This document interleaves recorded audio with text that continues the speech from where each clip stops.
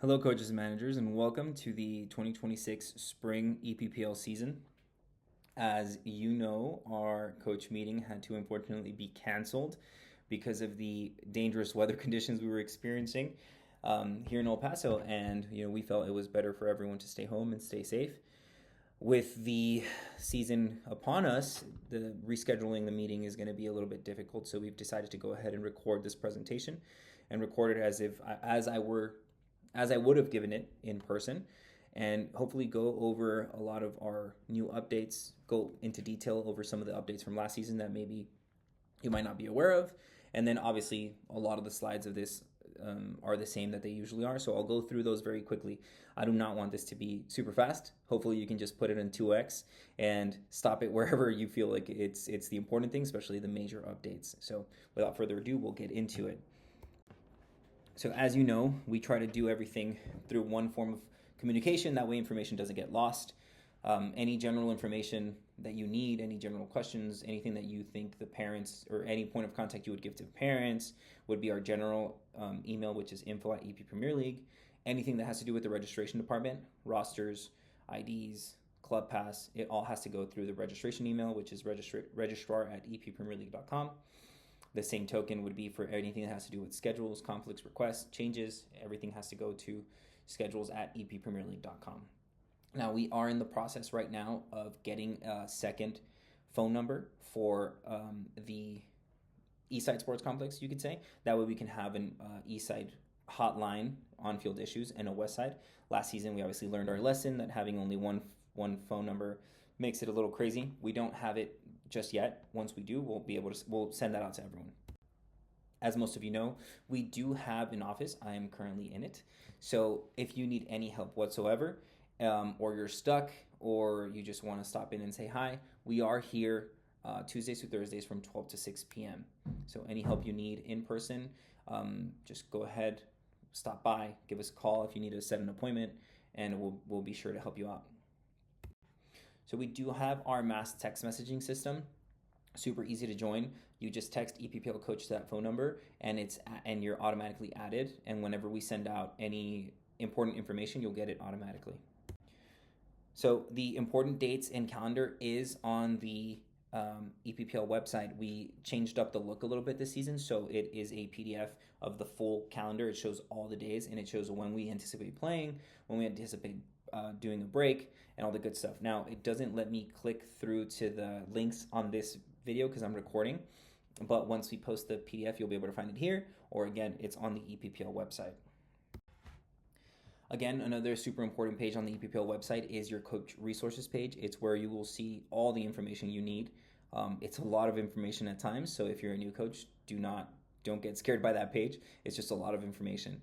But there you'll be able to find your rules, your handbook, and a lot of helpful videos. So again, that is under the resources tab on the EPPL website.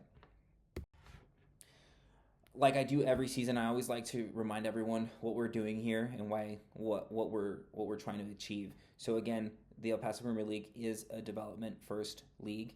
We do have a lot of very exciting competitions and a very competitive environment, and we do believe that through that competition, we can develop players. So competition is definitely one of the pillars of our organization, but it is a development first, and what that means is that your goal as a coach in this league should not be to get a trophy at the end of the season, but rather to develop your players and develop your team and build over a long term. So some of the major updates now coming into this season is not really a lot. It's not a whole bunch, but they are very, very important, starting with an update to coach requirements. So as most of you know who have been here in the past, we've usually given a bit of a grace period when it comes to having your coach requirements done. Unfortunately, this has led to some coaches abusing of that, and some coaches abusing of the trust that was given to them. And unfortunately, it all came into a head last season when there was a gruesome injury at one of our games, and fortunately or unfortunately, it was actually the weekend that the U.S. club ID2 program scouts were in town, so they're ID2 program scouts, but they're also U.S. Club staff members, and we were there on site, and we were able to kind of help out, and they were actually the ones that guided the parents to submit an insurance claim because, as most of you know, U.S. Club, part of our membership with U.S. Club is insurance for players and coaches and managers whenever it comes to soccer related injuries. Unfortunately, a few weeks after that, we got an email from U.S. Club's Safeguarding and Compliance Department saying, we got this claim. However, there isn't a coach on the roster. There isn't a valid coach on the roster. And I had seen the coach. I had seen him multiple times on the field, and I had seen him with his ID. So for me, it was kind of strange. I logged in to see and realized that he was still missing his Save Sport, and he had not purchased his current membership with US Club. What was happening, and what I'm sure maybe some of you watching this have either done or have seen been done, is the coach was using the previous season's ID card, which was expired. And a lot of us here might think, oh wow, it's whatever, it's just this or it's just that. Well, it is until it isn't, because US Club denied the insurance claim for that player, and it took a lot of communications and conversations on our end with, thankfully, the people who were here from US Club to get that pushed through. But so thankfully in the end, it was covered. But that family was about to lose coverage because of the mistakes of one adult. So to kind of go around and combat people using expired memberships, we've changed in our updates, or we've updated our coaching requirements. So effective immediately, everyone must complete their requirements before the start of the season. Okay, so you will have to have all of your requirements completed by the start of week 1. More importantly, every single team must have at least one coach on the roster. At least one. Whether you're a head coach, you're a manager, there has to be a responsible adult with a valid membership on every single roster. You will need your physical coach ID card present and visible at all games if you want to coach on the sidelines. That's nothing new. If there's not a coach present with an ID, the game will be lost via forfeit. Okay? Now, most of you, right, have your IDs from the spring, or from the fall, I should say, sorry. So those are still valid. This should not be of any consequence to you. My new coaches, we need to get started on your requirements ASAP. That way we have everything ready to go for week 1. Again, guys, it's not about being or getting you to perform some tedious tasks.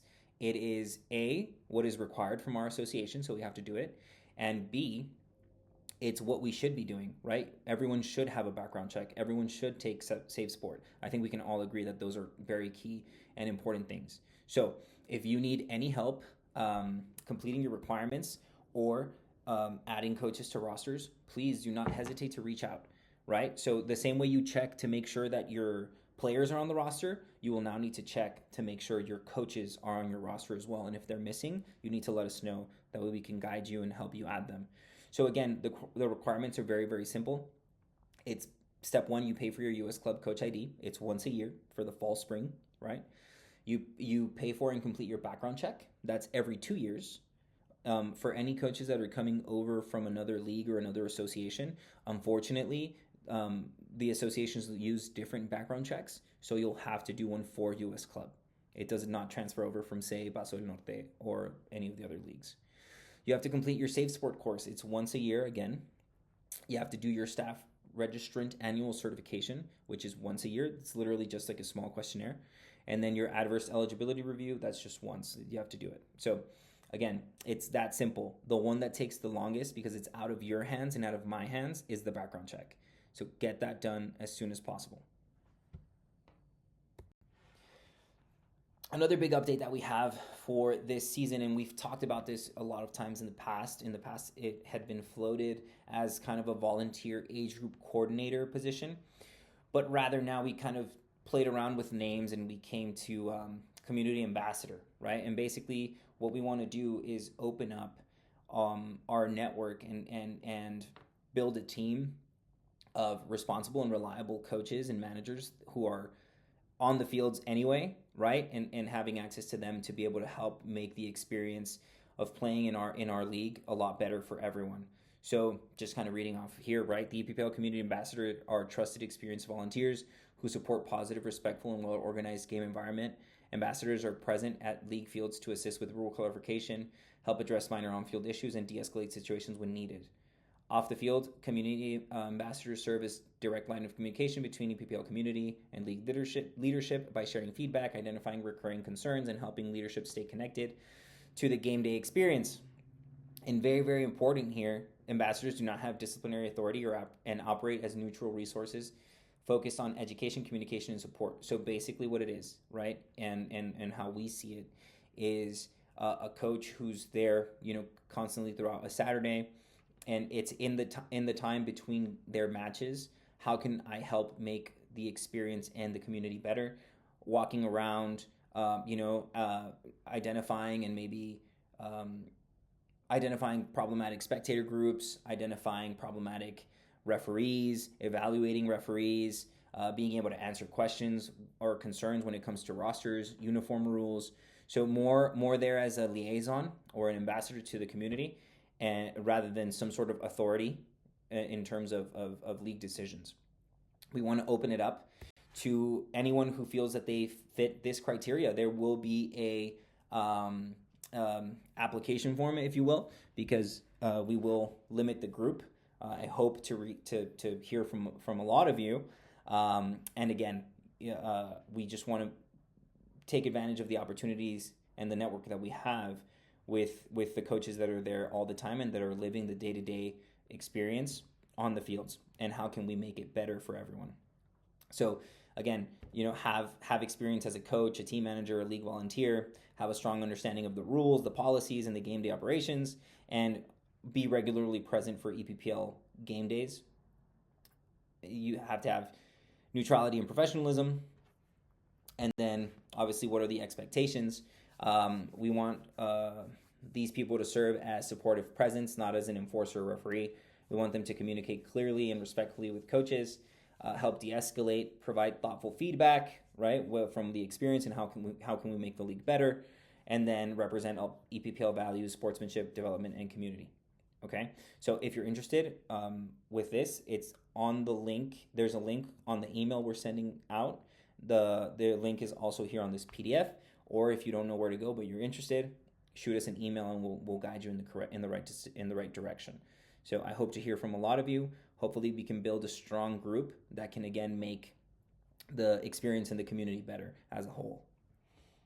So another really big update that we've been working on, especially over our experience over the past couple of seasons, is an update, or rather a new pitch invasion policy that still is very strict and very black and white, but adds a little bit of nuance, if you will, to some of the situations that we've been seeing and some of the situations we've encountered over the past few seasons. Now, for those of you that have been with us from the beginning, from spring 2021, you know that at first, those first couple of seasons, pitch invasions was a huge issue. There was not a weekend where parents were not on the fields, coaches were not on the fields. It was a huge issue, and therefore we had to come up with a very strict policy that was extremely black and white to mitigate this cultural thing, right? And I feel that now we have, and now we're running into issues that are more in the middle, right? So with that in mind, we wanted to maybe change the wording in our pitch invasion policy to allow for that nuance, and for a referee or EPPL staff to be able to say, hey, this is what happened. There was no escalation of violence. If parents and coaches came onto the field, it was strictly to help.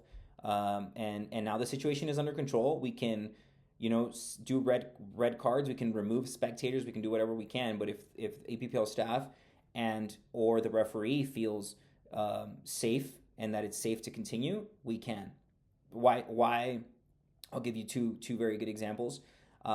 In one of our tournaments, I know it's a little bit different, but it's just a great example of the pitch invasion rules.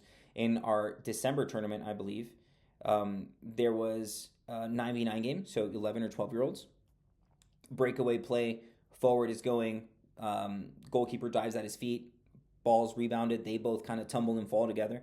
Ball's rebounded, cleared. Everyone turns, referee turns, coaches turn to see the ball, and before you know it, the kid, the forward and the goalkeeper on the floor, kind of in a tussle. So what happened is, since everyone's attention was with the play, two moms, I'm assuming their moms, came onto the field, separated them. By the time the referee turned around, the moms already had their kids. Nothing else had happened. As our rules are written right now, that is a pitch invasion, right? Even though they came on to help. So by the time we got to the field, there was no animosity, there was no issues, and it's part of the conversation that we want to be able to have, to say, hey, coaches, right? This is what happened. Do we feel that it's safe to continue playing? And obviously I'm talking about, there's no violence whatsoever, verbal or physical. There is no issues. As soon as it escalates into that, then it's black and white and the game's over. Whether or not there is someone that can be held accountable or it's a no contest, it just depends on a case-by-case basis. But we want to make sure we're being fair to those situations where the situation is quickly brought back under control and we could, in theory, continue. And that'll be up to the referee and or the EPPL staff that is there to attend to that situation. And again, just to clarify, the referee and EPPL staff have full authority to decide whether or not that game is safe enough to continue. And I think it's very important for us as an organization and for you all as coaches to share with your parents, right, that it's still it's still expected that they remained off the field, right? I think it's said very well in the previous slide, where any instance of pitch invasion or unauthorized entry will have consequences, and at a minimum will be a yellow card for the head coach. And of course, if that escalates, it will escalate further as well. Another new thing that we want to sort of implement or change for the spring 2026 season is changing necessarily the language, right? And the relationship that I feel we have as a community with our referees. And it's that understanding that they are a part of that community and a part of what they do, right? Without referees, we wouldn't be able to have games. And so in the past, we've used terms like referee grievance and referee, I'm thinking in Spanish, referee quejas, right? So in changing sort of that narrative and changing that mindset, we've changed two things. So now we want to start calling it referee evaluations. Why? Because that means it can be positive and negative. Okay, and we're changing it from a written out form to a digital form. So there'll be a link on the coach's resource page where you can fill out a referee evaluation, whether it's positive or negative. And positive evaluations are welcome. We do want to know of that as well. So like always, only serious and concrete, well, here I didn't change that, it says grievances, but evaluations will be taken into consideration. And I think the biggest and most important thing is being able to identify key black and white objective things that a referee might be missing, like not checking IDs, not knowing the rules, or being rude and disrespectful. So again, it'll be a lot easier. It'll be on a digital link. It's a Google form. You'll be able to fill it out on the field. And but yes, just kind of changing that narrative and changing that conversation from a grievance or a protest or a dispute to more of an evaluation and saying, hey, we understand that the referees are a part of this community. We understand we need them. But this one in particular, we should offer training, or we should offer support, or do something to correct, right, their behavior or their actions. And we are 1,000% behind that. Another big thing that I wish I could have had the opportunity to talk to everyone in person about is the age group change for the 26-27 seasonal year. So again, I will preface this entire conversation with this is not for this year, okay? Not for this season, I should say, sorry. So the 2026 spring season, we will continue business as usual, and we will be using the birth year matrix, okay? Which means the entire team will be born in the same year. However, I wanted to take the opportunity to talk to everyone and give you a bit of a heads up as to what to expect for the fall 2026 season, when the entire country will be switching over to a kind of seasonal year, or I don't want to use the term school year, right? But that's sort of what it looks like. And I wanted to take the opportunity to maybe explain that. I wish I would have had the opportunity to have maybe a little back and forth with some coaches. But basically, instead of going for the entire year, we will go from August 1st to July 31st. Okay? And once again, this will start here at EPPL for the fall 2026 season. And I took the liberty of adding what those divisions will look like so that we can all be on the same page for 2026 2027. So, as of right now, U5s are players born in 2021. However, for August 2026, the U5 division will change and be from August 1st, 2021 through July 31st, 2022, and so on and so forth, right? So as you can see, it's going through August to July and kind of aligning more with the school year. Now, I do want to take a moment and a little asterisk here. I would advise you as coaches and as clubs to stay away from the school year questions, or from the school year wording, I should say, because we've already gotten a few emails from parents who are saying, hey, well, my kid is in the same school year as this kid. Does that mean they can play together now? And well, there you kind of fall into the questions of, well, are you in the same school year, but is one of them older? Did someone get held back? Because then you'll run into older players who think they're going to be able to play with their buddies from school because they're in the same school year. So again, this has nothing to do with school grades or anything like that. It is this is the matrix. These are the standards, right? So it's August 1st to July 31st from U5 onward. And so I have some of these here. You can take a screenshot or anything. Obviously, we will be working on a official graphic that we'll share further into the season. I don't want to publish anything right now on our social media or to the parents that will create a frenzy. So we'll do it closer to middle of the season, late end of the season.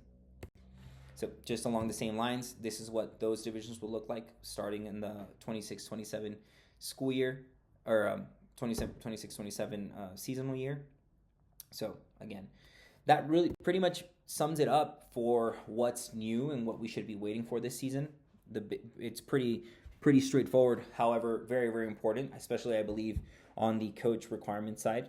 I will now quickly go through the previous season's announcements, just so we're on the same page again.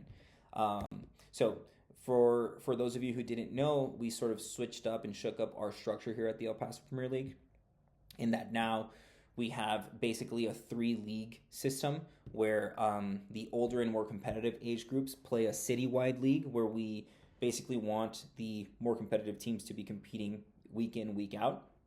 We call this the EPPL, right? Or like the citywide EPPL. You play games at both the Westside Sports Complex and the Eastside Sports Complex. We try to keep it half and half. Obviously, that depends on field availability. It is all of the premier divisions, right? And all of our 11v11 age groups. So even if you're a U13 Championship Silver, you do qualify under this league structure, and you will be playing games on both sides of town, okay? And just as a further clarification, so the idea behind that is that once we get up in age groups, there is not enough teams on each side to keep it competitive, right? We want to make sure that we're keeping teams from the same competitive level competing against each other throughout the year, throughout the season. So that is why at 11v11, it all becomes the EPPL, or the citywide.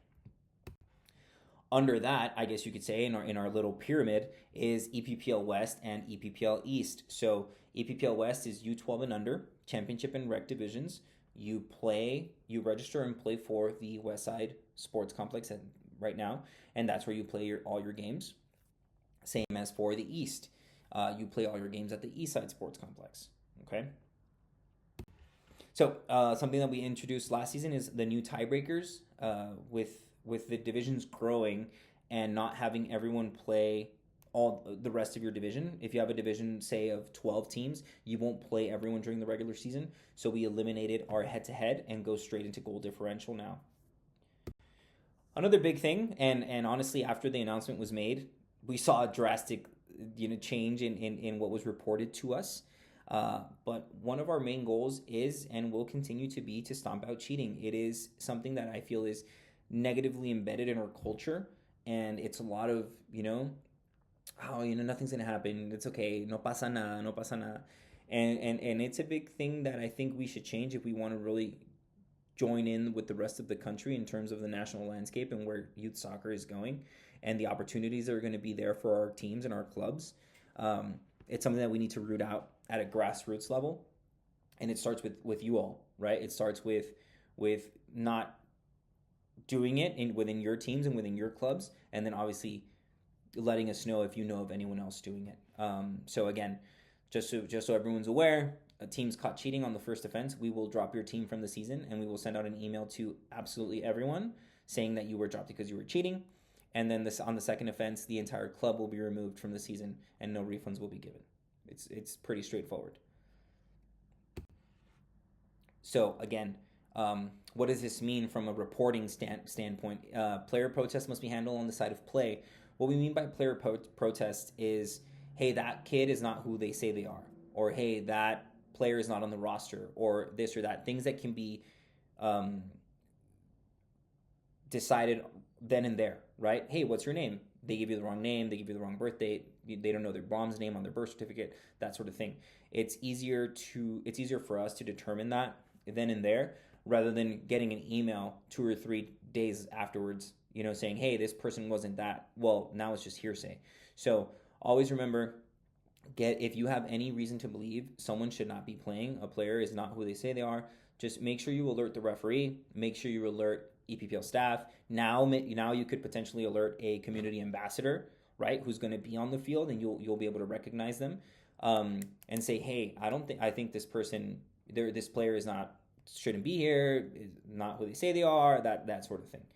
On the other side, a formal H protest, which requires a little more research on our end, that can be done afterwards, right? And that's usually the way it is. So we get an email saying, hey, we have reason to believe this player is not that age. Then we go into a deep dive of the birth certificate they uploaded or whatever proof of birth they uploaded, cross-check it with the county records, and then that's how we're able to do that. But in terms of being able to identify a player in terms of their face and that player not being on the roster or not being who they say they are, that has to be done on the field. So again, just a reminder, if you have any reason to believe someone should not be playing, flag down the ref, flag down EPPL staff or a community ambassador, and they'll be able to help. Another big thing that we started implementing last season, and I want to believe that we are seeing slow progress, but at least progress nonetheless, is safer sidelines, right? It's changing this environment. I think that it's very key, or it's very evident when you walk through the fields on a Saturday, and you can tell which games, maybe have spectator groups that are taking it a little too far, and you feel that negative energy. And it's what they're saying, it's what they're doing, and it's not at all the environment that we want to create here, and it's not at all the environment that our players need to properly develop. So parents and spectators are expected to be positive, supportive, and respectful.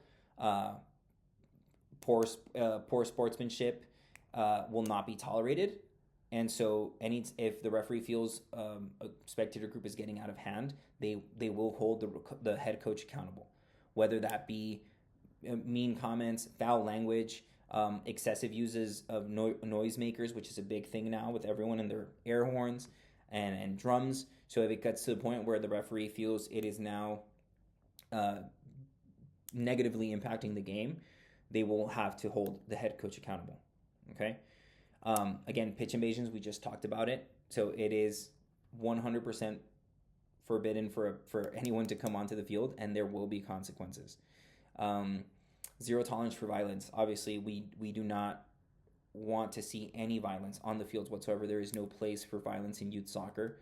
And any spectator group, teams, and or players that participate in violence will be held accountable. As most of you know from last season, we dropped 2 teams because of a fight. We've suspended entire spectator groups for the season because of abusive behavior, not necessarily physical violence. but it's all those things that really create a safer environment for our kids to play, which is what I feel we all want, we could all get behind. Um, the last thing that we really started implementing last season was no contests and point reductions. So whenever a situation does get out of control, parents are involved, and there really isn't anyone to blame or to say, hey, they came onto the field first, they did this. But it got to the point where uh, the situation escalated and it merits the game being suspended. It got to the point where it's, hey, you know what? Then it's a no contest, and the game doesn't count. There is no winner, or it counts to your match count, but there is no winner. There is no points awarded. And the other thing is point reductions, which is something we implemented last season, and I think we only actually did it once or twice, and it's because of the disruptive behavior of the parents and of the spectators. So just make sure your parents know that their actions can definitely and directly impact their kids' seasons. One thing that we implemented last season that I feel we are struggling a lot to implement is proper seating arrangement. So we worked really hard with the city to make sure fields were spaced out, so we all kind of had our space, and people kind of kept sitting the way it was before, with the with the spectators on one side and the teams on the other. That is not at all the goal. We want to make sure we're all separate, and we want to make sure we are setting up in a way where the head coach and their spectators are on one side, separated by the halfway line, and the away coach is separate on the other side. So again, it is on the EPPL map, but if you ever have a doubt, it's north and west for home. And we have this graphic here for you all. It's on the parents resource page as well. So if you want to send them that. And this is how it should be, right? So home and away, and then teams and spectators. So we really, really want to ask all of you coaches to help us implement this and to help us make sure your parents know where they need to be and where they need to set up. Really, we feel it's going to help you as a coach focus on the game, because you're not going to have your parents right behind you, but also, if need be, to be able to control them and to tone down a situation because you have them right next to you. Another big thing from last season was the introduction of the discipline matrix from US Club and USSF, and the point reductions and how we use all of that information to deal with disciplinary action once something does happen. So if you want to read more about that, it's all on the coaches page. Another thing that was halfway implemented, I believe, and not implemented as a whole, is the player check-in process. So in the player check-in process, what we are trying out, and if it doesn't work out in the future, we can definitely have a conversation about it in our end of season or year survey. But one thing that we are implementing for the spring 2026 season is the new check-in process, which is both teams meet in the middle, and each coach will quickly check in the other team. If there's any doubts, if there's any questions, it's dealt with at that moment. And each coach has the opportunity to check in the player, right? It's again mitigating or limiting the opportunities for people to cheat.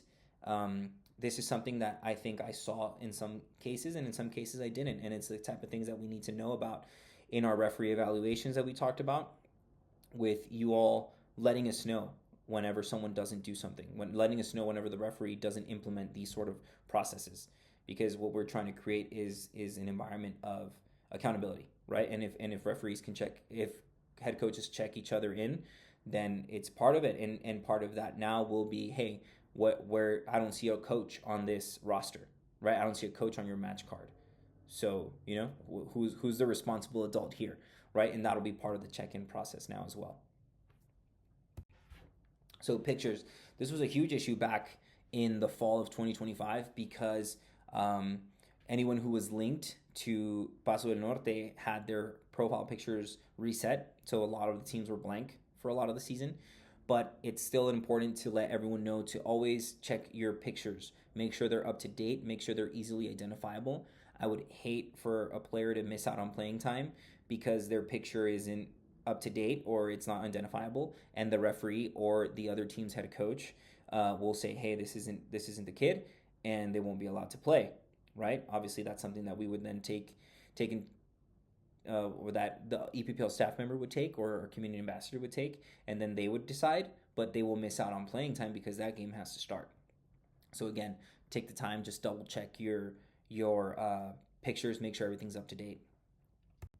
Another big thing that's going around now with everyone recording and having recordings is video evidence, right? So in cases of violence, pitch invasion, or any other things where a disciplinary action needs to take, we would love to have it, right? Send it over, send it to us, make sure we get it. And the video will be used to determine consequences and to determine the severity of those consequences. However, as frustrating as it is, we do not have a VAR system in place, so video evidence will not be used to overturn referee decisions or to add or delete goals, which is still messages and text messages and emails that I get on a weekly basis of people wanting to win games because they have a video that shows that it wasn't an offsides or it wasn't offsides or it wasn't a handball. So as we all know, that is not how this works. So video evidence cannot be used for that. So that's it for announcements, whether they were new for this season or the new announcement for last season. I'll go over some important reminders. I see I'm kind of 30 minutes in, so I'll go over these relatively quickly, and just to give everyone a bit of a reminder as to how we do things and how we function. So our competitive divisions, we do have 3 competitive divisions. Our Premier Division is the most competitive. It has the individual awards, and the 11v11 champions qualify for the U.S. Club Regionals in Oklahoma, of which we will be sending teams again this year, which we're very excited. Championship Division is your base level league structure. There are still playoffs, there are still finals, but it doesn't have the extra stuff. And finally, we do have our Recreational Division, which is strictly recreational. There's no scores kept. It's only for 4v4 and 7v7, and then players get a participation medal. A lot of the times, I think it's important to realize that this is what we want to consider a player pathway. We want everyone to want to compete in Premier at one point, and that's what we should all be working towards. Again, it's that competitive level of the league or the competitive aspect of the league, but it gives every player the opportunity to develop at each stage. But I do want everyone to think that eventually that we should get to Premier, right? And winning a championship division and getting promoted is a positive thing, not a negative thing. So just again, a recap of what the competitive divisions are. So really, really quick, the roster process. Players register using the player registration link. During the registration link, they have a chance to look to choose which team they belong to. They're added to that team's roster. Okay, and then we go in and do all of our back office stuff, like check pictures, birth certificates, all that good stuff, right? So if you're everything for the roster process or rostering process is done through our registration team, which is through the registrar at eppremierleague.com email.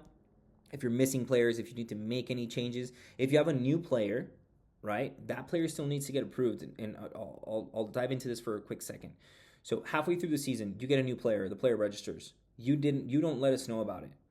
You know, there's 500 and something teams.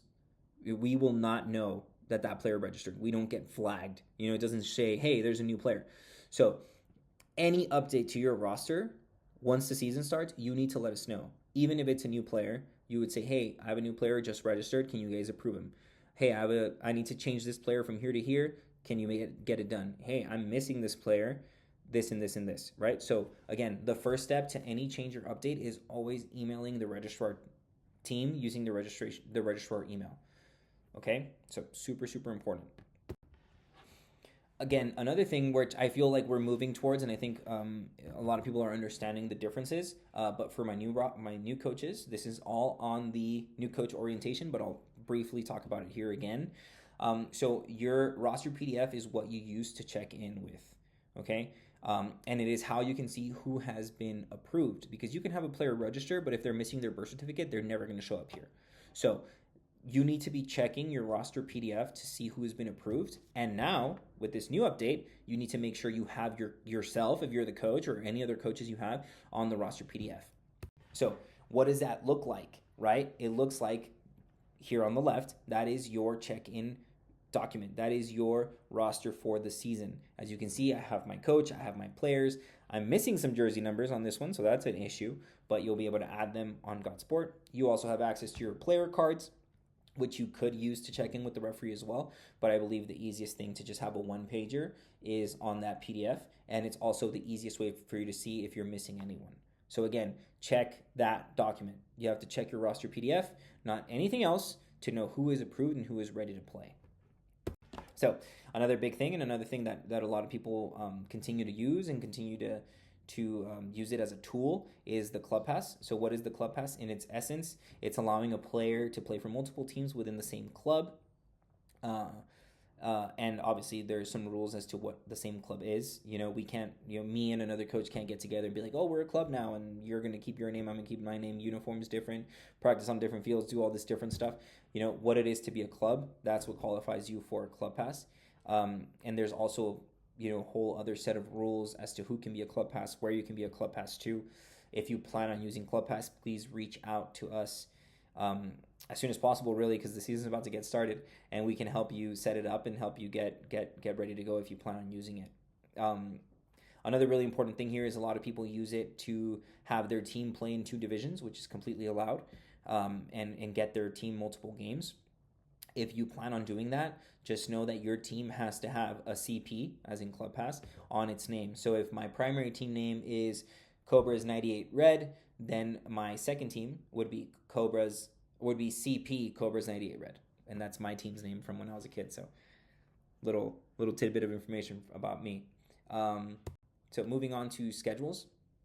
So this is going out today, right? And so the last day for the schedule blackouts was today.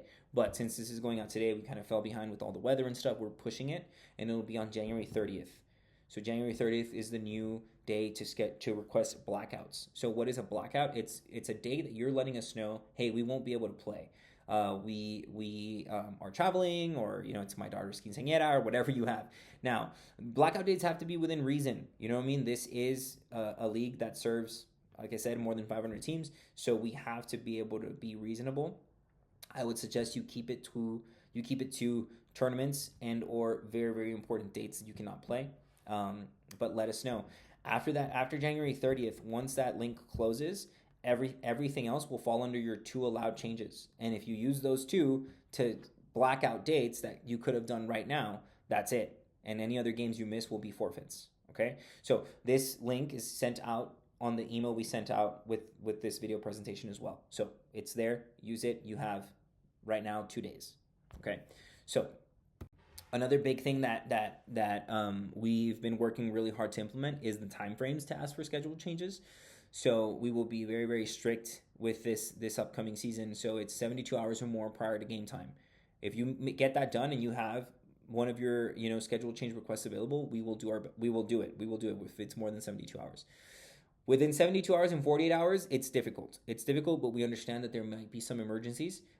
If we can, we'll do it. If we can't, then unfortunately it just can't be done. So within 48 hours of game time, though, if you decide that you need to cancel a game, it's a forfeit. It's just going to be a forfeit. You will lose that game. Okay. So one of the things that it's happening less and less, but it's still a bit of a problem, is the no call no show. So it's the one thing that we hate, really from a scheduling standpoint and from an organization standpoint. And it's the idea of a team and a player waking up early, driving to the fields, warming up and getting super excited only for the other team not to show up. We understand that sometimes things happen. It just takes a phone call, right? It just takes a phone call to say, hey, a phone call, an email, something to say, hey, we won't be able to show up. So if someone just does not show up and doesn't call us at all, they will incur a no call no show fee, which is the referee fee plus $30, and they won't be allowed to play until it's paid. It's again just a deterrent to change that aspect of leaving leaving a game and leaving a team there just stranded.